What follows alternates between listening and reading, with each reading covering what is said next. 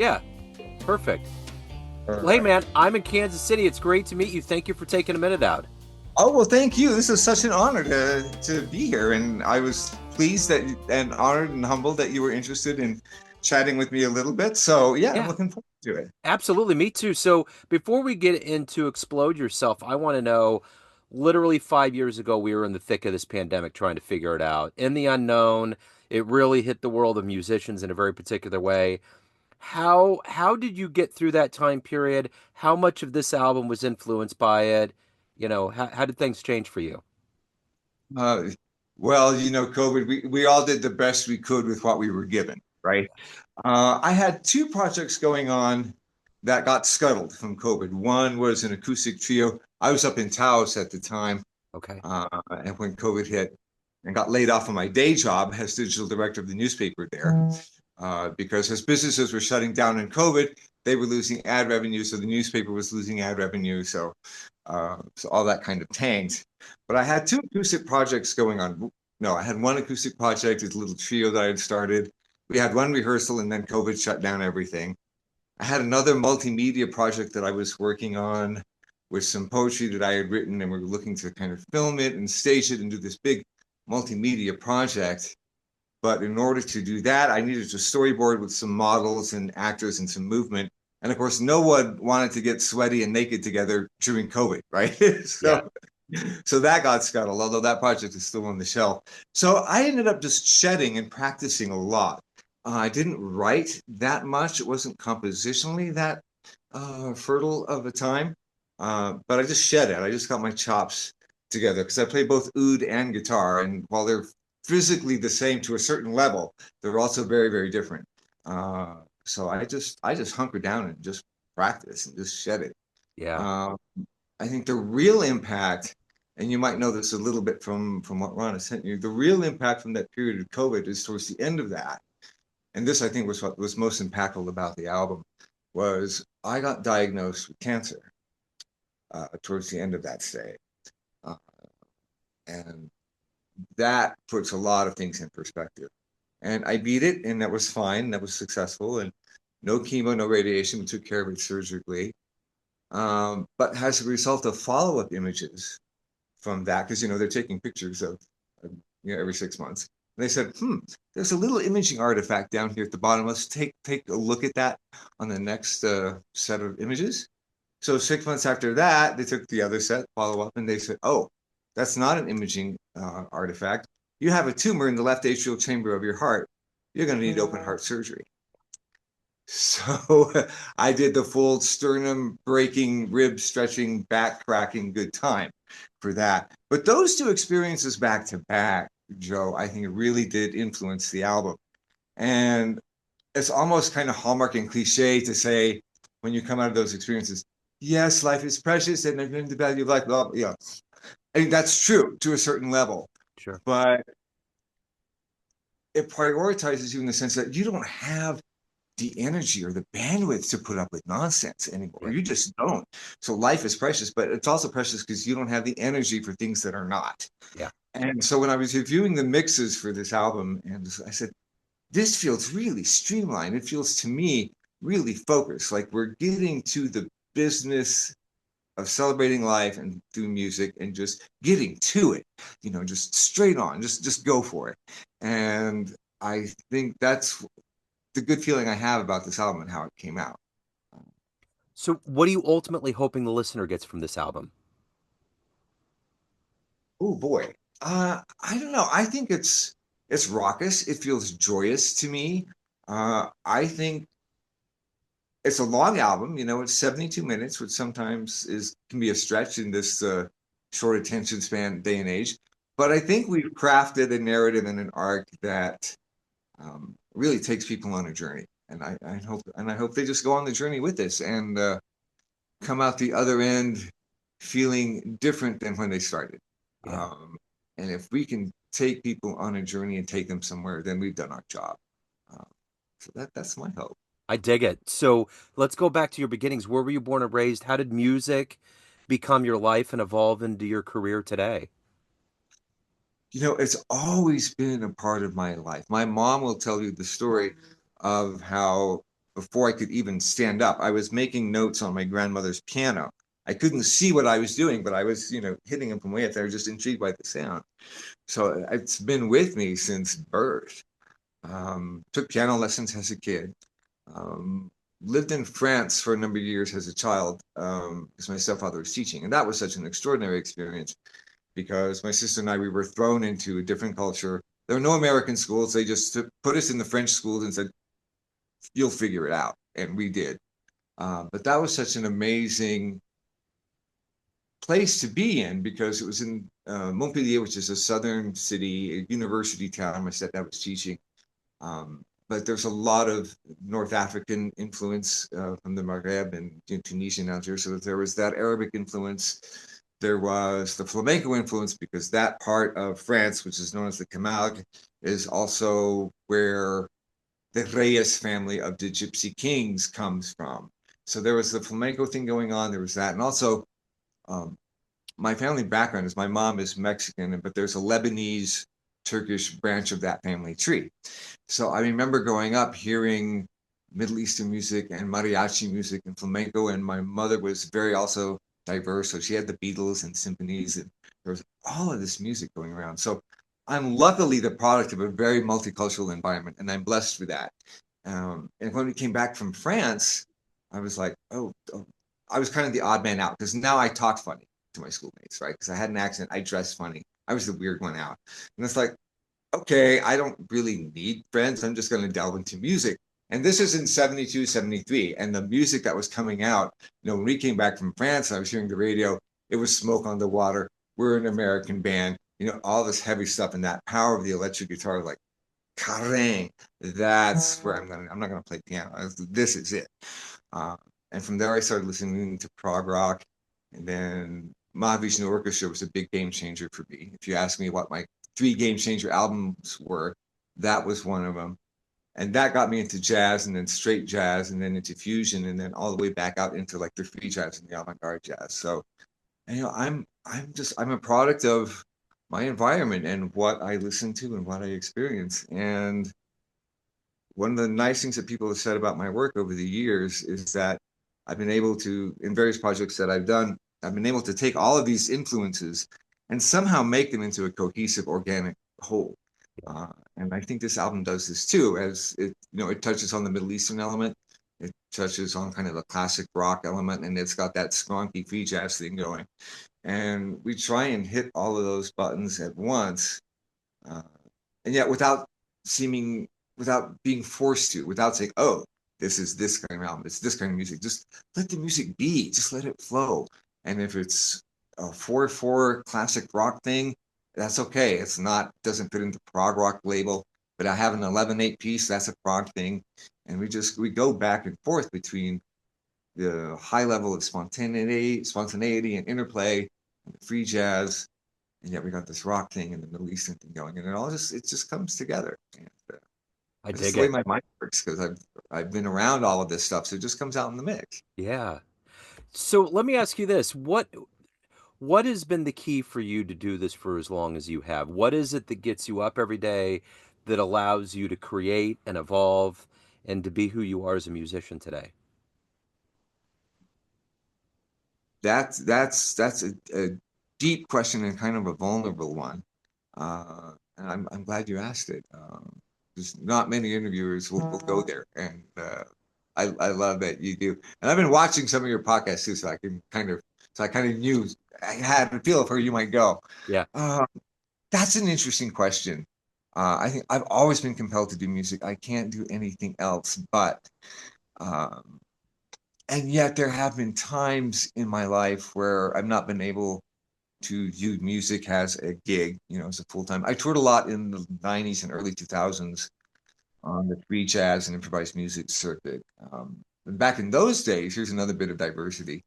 I was exploring what would happen if you took the very avant garde free jazz aspect and certain aspects of modern composition, 12 tone, that sort of thing, but a lot of meld that with free jazz techniques and ideas and concepts that I learned from working and hanging with Cecil Taylor. Um, but what if you melded that, again, going back to some of my roots, with pre Paco de Lucia flamenco. And that's important because we could spend an hour talking about Paco and his influence, good and bad, to flamenco. But what intrigued me were the accompanist players, Melchor de Marchena, and those kind of people, and how they were accompanied. How does that world mix with free jazz? And I heard these connective tissues and then the dissonances, the voicings, the aggressiveness, the punchiness, how in free improvisation, how sensitively they would accompany a singer, right? Because if you're going to be accompanying cante, you have to know exactly where that singer goes. And it's a lot, it's free jazz in its own very subtle way. So I took that and I had somewhat of a career exploring those in the late 90s, early 2000s. And then the kids came and other obligations came, and I had to sort of do day jobs. So I've not always been able to sustain career wise a music gig. And that's okay. I'm grateful for, what life has given. And sometimes there was a period, kind of a dark period in my life prior to COVID, where I wouldn't say I was away from music, but my relationship with it was, I would say, inconsistent. Yeah. Um, I didn't lose inspiration, but I lost motivation. And some of it is, it's not always fear of failure, Joe. You can get into a dark place and say it's fear of success. Yeah. It's fear that you love it so much that you don't feel you deserve to do it. Now, that's a very dark place to get to. That's a very dark place. But I got out of that stretch and was really climbing back. And then these medical instances, the cancer and then the open heart surgery, that was such a blessing because it really was the universe or God or whatever divinity you call it. It really was that kicking me in the ass and saying, you were born with this ability, genuflect to it. Don't forget that you owe divinity this service and start doing it. Do what you were put here to do and stop mucking about. I was Yeah. like, okay. And then the heart surgery comes in. It's like, I told you, stop mucking about, get to it. And it's like, okay, all right. um, God is the ultimate ass kicker. And Yeah. so I'm grateful for those experiences, right? And this, it put me back on track. And I feel very much nowadays connected to music and inspiration more so now than I ever have since maybe my late 20s or 30s. And I'm 62 now, 61. So it feels good. It feels good to be back and inspired and in touch with that part of me that I had an inconsistent relationship with for a while. So it feels That's good to great. be back. Yeah, right on. Yeah, and that's you actually answered my follow-up about, having those maladies, those health maladies, and it's amazing how you can be on this planet long enough, and if you pour your heart into what you're doing in the right way, it'll show itself. Sometimes you got to go through very extreme situations like with you with the heart and with the cancer, but it showed you the truth. It showed you what you needed to be doing and that what you were doing was okay. Yeah. Absolutely. It was a reaffirmation. It was a reorientation. It was just an incredible refocus. Um, and so I'm grateful. And one is never too young. When I look at like some of my mentors, when Cecil got his MacArthur grant at 63 and he played up until his 90s. When I look at Joe Maneri, who's a teacher of mine as well, and you may know his son Matt, who plays viola and violin. But Joe is incredible, and I helped through a long set of circumstances. I helped connect Joe Maneri with ECM to do his first album. So he did his first album and his first European tour when he was in his 60s. So, and I'm just it's like, for me, I feel great. It's like life is just beginning, Yeah. the music's getting louder and stronger, I'm like plugging in. I'm ready to go, and I'm hopeful that we can start touring with this band and off of this release in the next year or two. And why not? Let's go. Yeah. Let's go. Yeah. Because the other aspect of it too is when you go through these things, you also look at, okay, I'm 60. By all accounts, I'm 2/3 to 3/4 done. So what on earth? What the hell are you going to do with the rest of the time you've got? Yep. Make those 20 or 30 years I got left freaking count. Right. Let's do it. Let's go. Let's go. And let's, share the love and share the joy and plug in and crank up. Let's do it. There was a singer in Kansas City named Molly Hammer, and she had cancer. It went into remission. It came back, and unfortunately, she passed.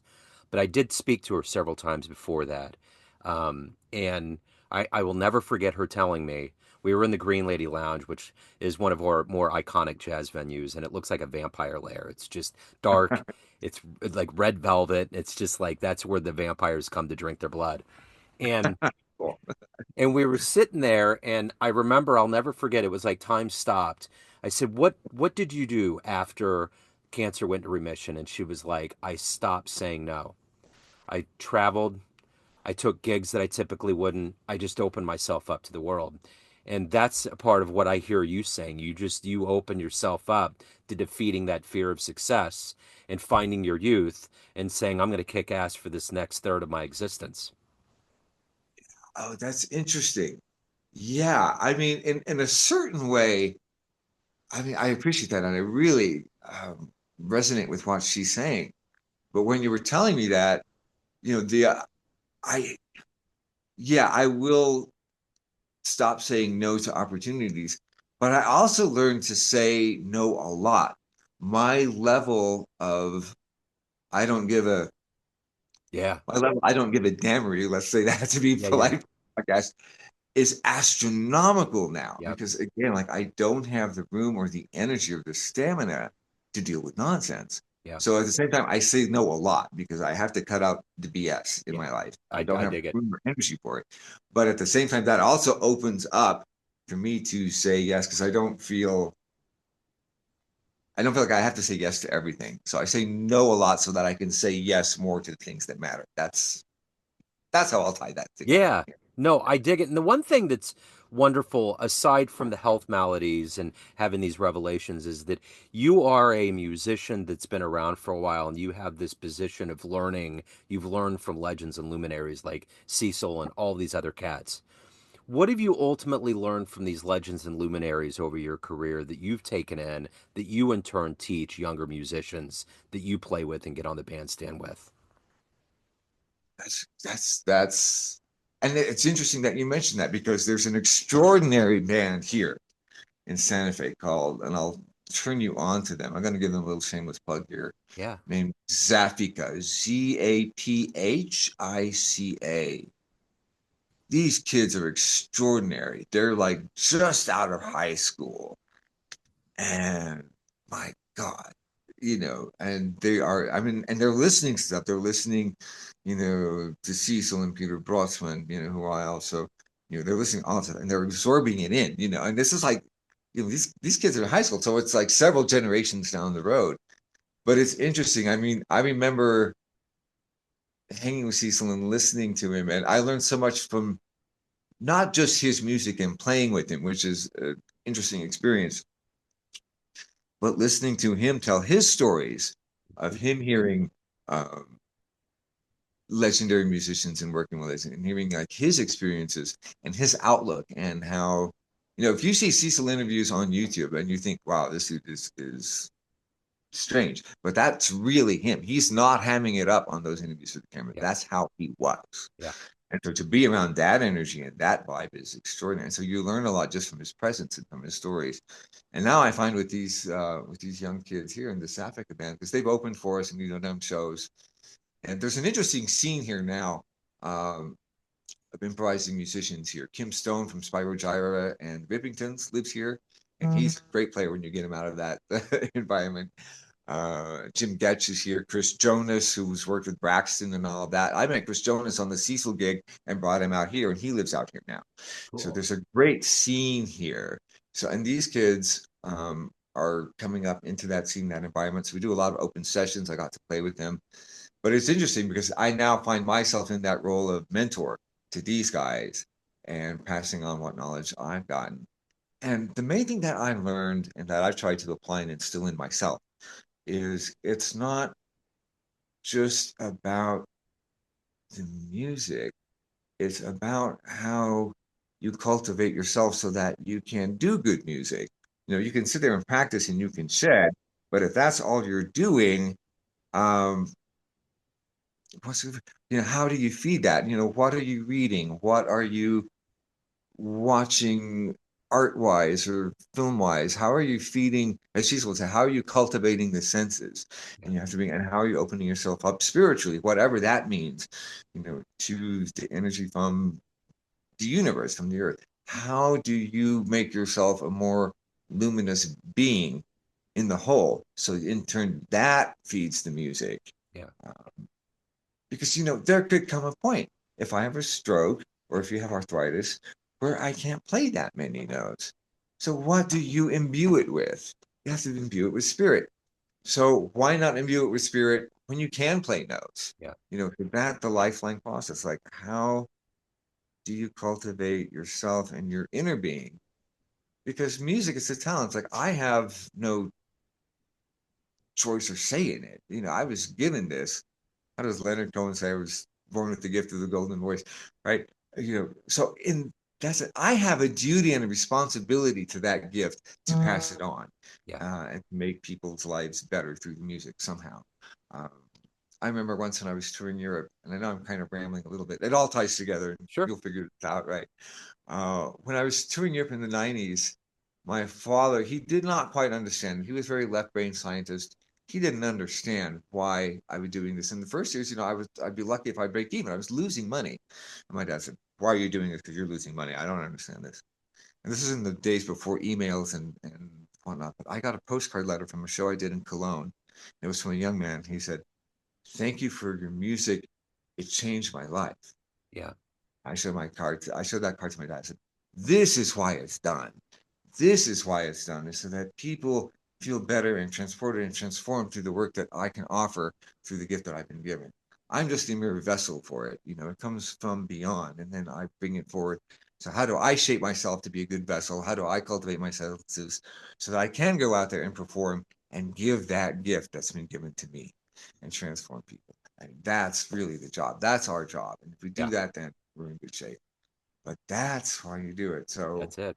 I've been importing that larger context to these kids because they're much like they're in that shedding mode. Like, let's practice, let's go to school, let's learn. It's like, that's all good, learn it, but bring everything you can in your being, cultivate your being so you can bring that to the music. That's amazing. Yeah, and I want to take that a step further.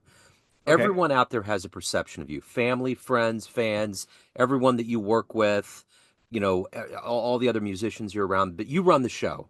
What's your perception of you? Who do you think you are? Oh my God. I mean, that's who do I think I am? I think we're all that's the life I think we're also trying to figure that out. Yeah. you know, um, I, who do I think I am?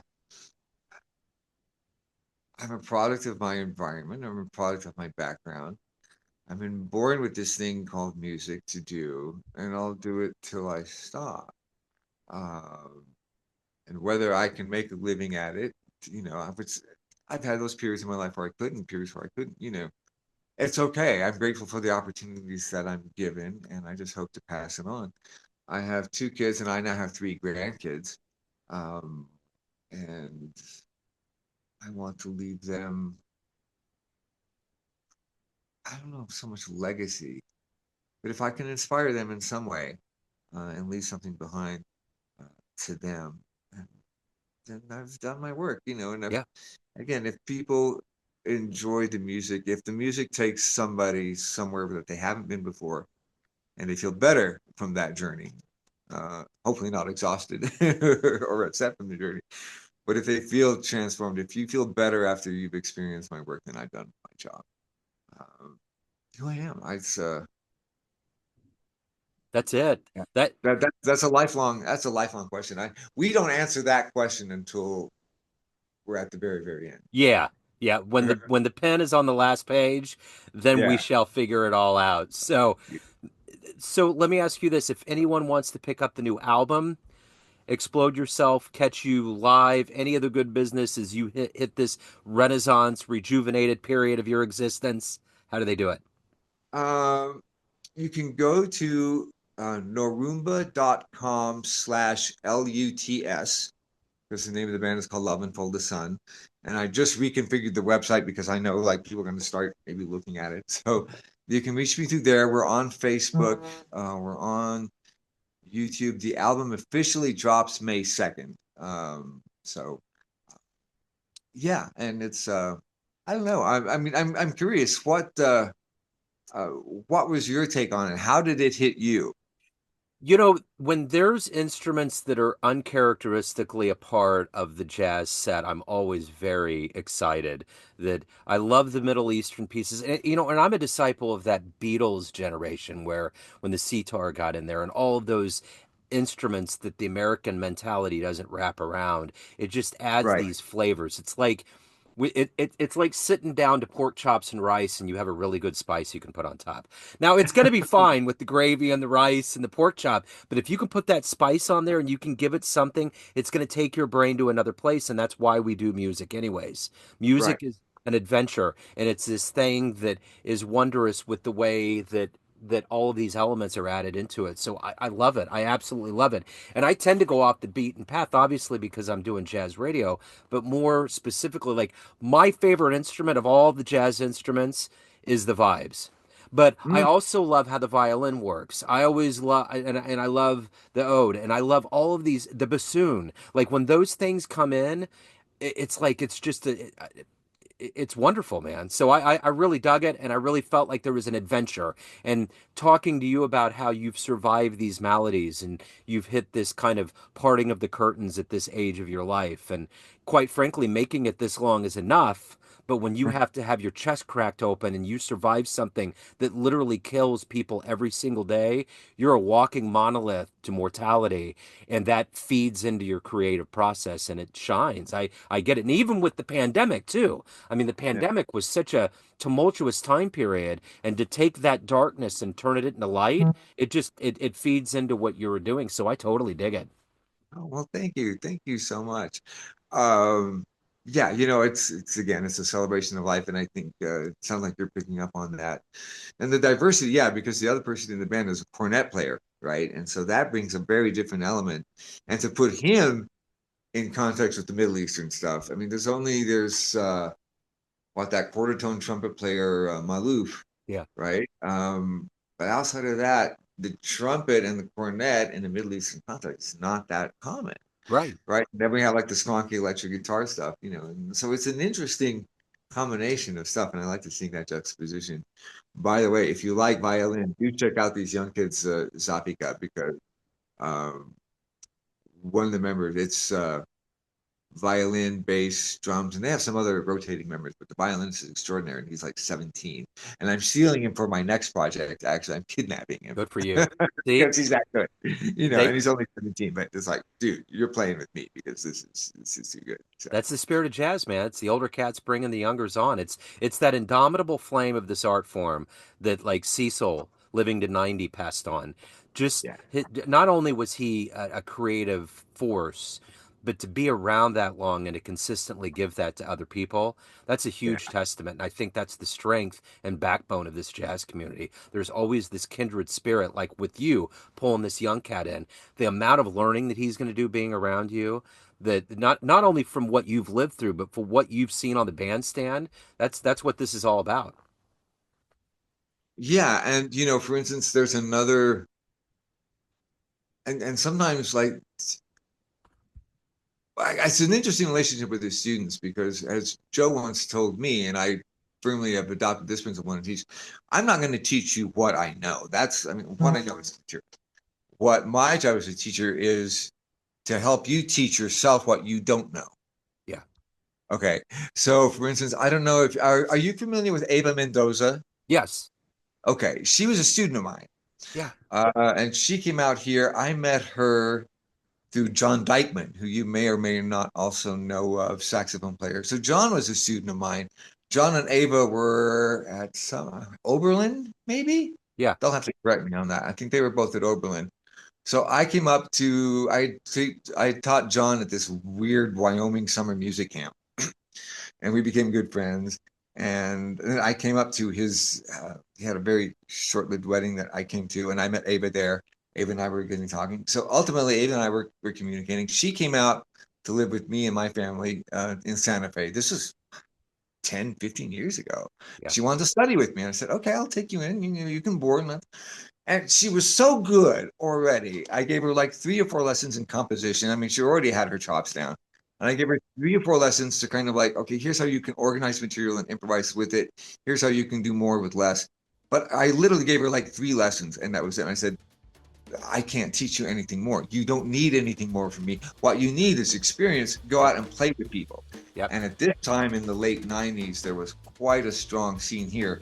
There was another like early wave. There was a high mayhem scene and big wave of people coming in. So I just threw her to the wolves. I had her play with everybody.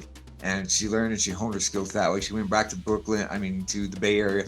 Then she went to New York and she's killing it. Yeah. She's absolutely killing it. And I love her to death. But that was the thing. It's like, I can't teach you. All I can do is shape you and point you in some directions and help you experience things. Yeah. I can't teach you anything because you're already good. You already know what you need. Yeah. You just go out and develop it. And here's some people that can help you develop it. There's some sets of she and I playing together somewhere in the archive vault. And I heard them about 5 or 6 years ago, and they're pretty cool. So I got to talk to Ava and see what she wants to do with those. I love it. Yeah, it's about turning the young people loose and just like pointing them in the right direction. Like, you go, you're good. You don't need any shit from me. Just go, just do your thing. And here's like how I can help shape it and make you think about certain things. But beyond that, go do your thing. Yeah. Amen. Amen. Man, what a revelatory interview. Thank you for being raw. Thank you for being open. I love these triumphant, it's a testament to the human spirit. It's one of the reasons why I think humans interview and talk. So thank you for opening up. Oh, well, thank you for the pleasure and the opportunity to do so. Joe Domino here, host of KC's Neon Jazz Radio. On International Jazz Day, April 30th, join us at the Music Hall in downtown Kansas City for the event of the year, 90 Years of Count Basie's Swing. At 7 p.m., the world-famous Count Basie Orchestra takes the stage. From 5 to 7 p.m., it's a VIP reception with jazz legends and honorees. Finally, from 10 p.m. to 1 a.m., join the after-party jam session at Lonnie's Reno Club inside the Ambassador Hotel. Tickets are moving fast. Get yours now at kccreativecity.com/count-basie. This event is part of International Jazz Day, supported by the UNESCO Creative Cities Network, with Kansas City proudly standing as America's only creative city of music. I'll see you there, Kansas City.